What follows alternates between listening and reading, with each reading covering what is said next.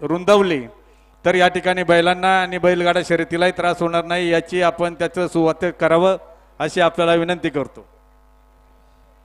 छत्रपती शिवाजी महाराजांना वंदन करतो।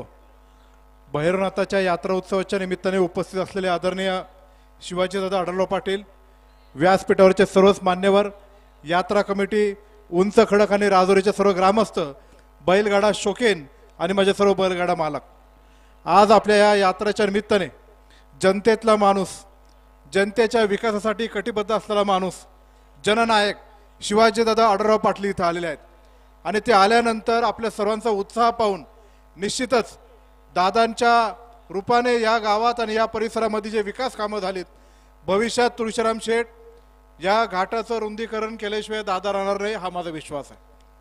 कारण इथून मागच्या कालावधीमध्ये अनेक बैलगाडा घाट असतील, बैलगाडा मालक असतील, बैलगाड्याच्या विमा कंपन्या असतील, त्याप्रती दादांचा आदर आपण सर्वांनी पाहिलेला आहे। मला तुम्हाला सगळ्यांना एक गोष्ट सांगायची की एक लाकूड तोड्या होता, तो लाकूड तोडायला गेला, त्यांनी खूप 10-12 गाव हाणले पण त्याच्याने काही लाकूड तुटलं नाही। नंतर दुसरा लाकूड तोड्या आला आणि त्याने एकच गाव आणला आणि ते लाकूड तुटलं।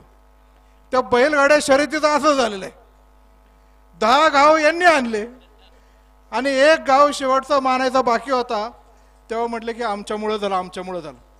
ठीक आहे, सगळ्यांच्यामुळे झालं, पण बैलगाडा घाट आणि शर्यत सुरू होण्यामध्ये सर्वात मोठं योगदान कोणाचं असेल तर ते आदरणीय शिवाजीदादा आढळराव पाटलांचं आहे आणि याचा आनंद आपल्या सगळ्यांच्या मनात आहे।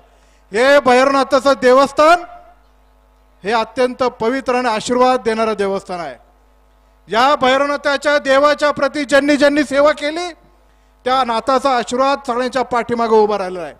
वल्लभशेठ बेनके साहेबांनी केली, दादांनी केली, मी केली, अजूनही कोण करत असतील त्याच्याबद्दल मला काय म्हणायचं नाही, पण या देवस्थानला तीर्थक्षेत्राचं क वर्गाचा दर्जा मिळवून देण्यासाठी हे आमच्या पदरामध्ये हा योग आला, हे योग आला, हे आम्ही आमचं भाग्य समजतो, आम्ही भूषण समजत नाही।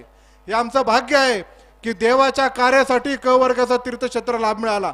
मला याची कल्पना आहे की या परिसरातली सगळी जमीन ही गायरण क्षेत्र म्हणून आहे, आपल्या देवाच्या जागा पलीकडे आहे, पण तरी सुद्धा रामदास शेठ असतील, संजू बाबा असतील, तुळशीराम शेठ असेल, तुम्ही सर्वजण जेव्हा जेव्हा आलात कलेक्टर पर्यंत नेलंय आणि निश्चित प्रकारे या देवस्थानच्या पुढच्या विकासासाठी ही गायरान जमीन या देवाच्या पदरात दिल्याशिवाय आम्ही राहणार नाही, एवढं मात्र तुम्हाला सर्वांना सांगतो।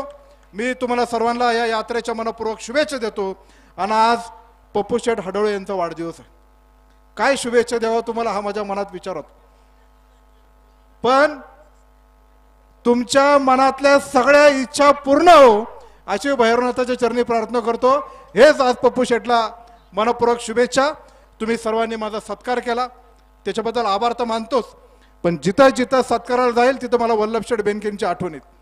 ते सांगतात जेव्हा जेव्हा सत्कार होतो तो भूषण नसतो, एक जबाबदारी तुझ्या खांद्यावर काहीतरी टाकलेली आहे आणि निश्चित प्रकारे त्या जबाबदारीचं भान मला आहे। पिंपळगाव जोग्याचा कालवा वल्लभशेठने केला आणि हा परिसर नंदनवन झाला। पुढच्या वर्षी चिलेवाडीचं पाईपलाईनचं पाणी या उंच खडकला आणल्याशिवाय राहणार नाही, एवढं वचनबद्ध मी तुम्हाला देतो आणि माझे 2 शब्द संपवतो। जय हिंद, जय महाराष्ट्र, जय शिवराय। धन्यवाद। यानंतर या ठिकाणी सर्व यात्रेकरूंना आणि गाडाप्रेमींना शुभेच्छा देण्यासाठी आदरणीय शिवाजीदादा आढळराव पाटील या यात्रोत्सव